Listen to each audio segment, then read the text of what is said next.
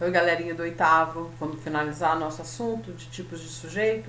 Lembrando que ainda é o tema de termos essenciais da oração, que é sujeito e predicado. Nos tipos de sujeito nós temos 5, já falamos de 3. Sujeito simples, sujeito composto, sujeito oculto. Hoje nós vamos falar do sujeito indeterminado e das orações sem sujeito. O sujeito indeterminado e os sujeitos ocultos, eles são muito confundidos, né? Então vamos prestar atenção aqui já a partir de exemplos. Sujeito indeterminado, existem duas regras para esse tipo de sujeito. Ele é apresentado quando o verbo ele está na terceira pessoa do plural e também quando ele tem a partícula ser, quando ela está significando o índice de indeterminação do sujeito. Então vamos lá nos exemplos. Estou inclusive usando aqui o livro de vocês, livro de atividades, usando as páginas 12 e 13, usando os exemplos que eu tenho aqui. Então vamos ao primeiro, que é na situação em que o verbo está na terceira pessoa do plural. Se eu falo para vocês assim, determinaram o fim da construção do metrô. Determinaram, olha aí, tá o verbo na terceira pessoa do plural. Eu sei, gente, quem é que determinou?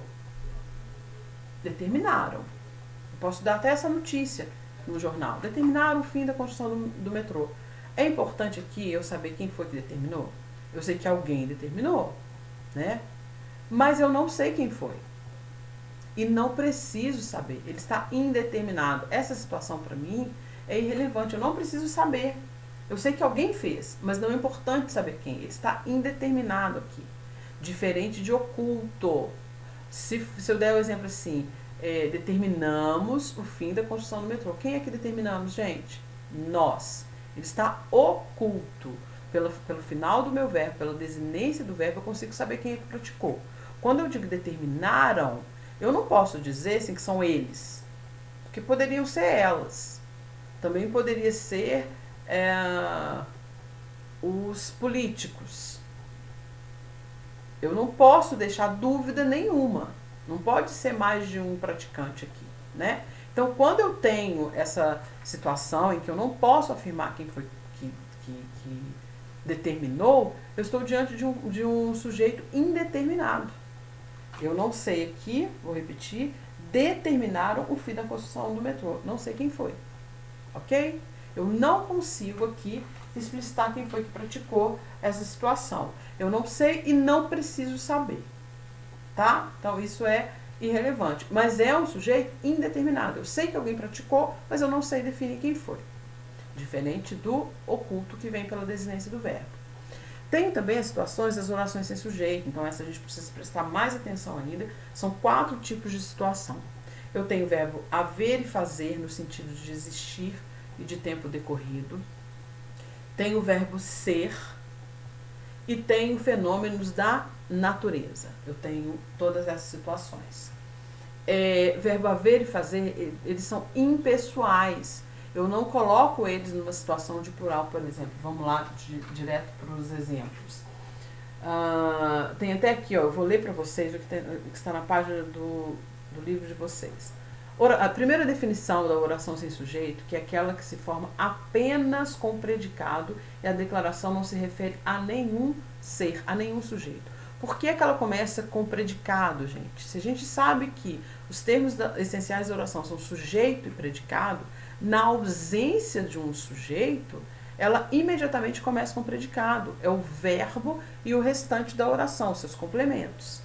Ok? Então, é uma situação que uma oração, ela só tem predicado, obviamente. Né? Se eu não tenho um sujeito praticando, ela é uma oração com a presença só do termo. O termo essencial que tem ali é o predicado.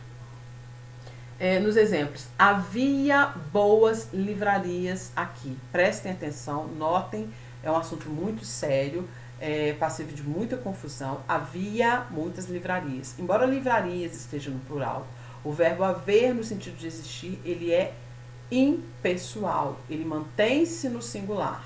Prestem muita atenção nisso, ok? Verbo fazer. Faz anos que não o vejo. Faz anos que não o vejo, fazem. Eu também mantenho no singular, ok? Também tenho, eu falei do verbo ser na terceira pessoa do singular. Era tarde. É preciso que você estude. Notem que ele fica também no singular, tá? O verbo ser, no singular. Tem importantíssimo também, isso que a gente usa muito, os verbos que indicam fenômenos da natureza. Choveu muito no final da tarde. Essas situações, a gente começa com os verbos. E os verbos, eles não trazem definição nenhuma de sujeito. Não precisa existir aqui um sujeito praticando essas ações. Não. É desnecessário. A informação que eu tenho está a partir do verbo. E o restante, os outros acontecimentos ali da oração são mais importantes. Dispensa a presença de um sujeito. Agora, não é porque não existe sujeito que não entra na classificação.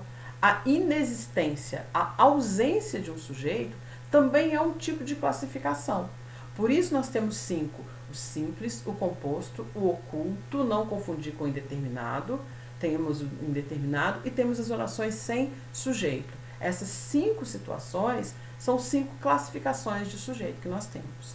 Temos que prestar atenção nas particularidades, nas regras de cada uma. Lembrando agora que na última que eu falei, falo de maneira sucinta, aqui ainda é uma revisão, nós vimos 4 situações para orações sem sujeito. Né? Temos que prestar atenção porque são detalhes importantes.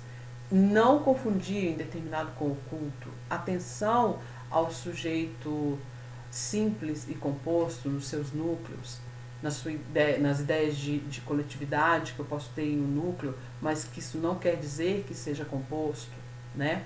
Olha só, vou deixar para vocês, claro, uma lista de atividades sobre esse assunto, para a gente encerrar esse assunto.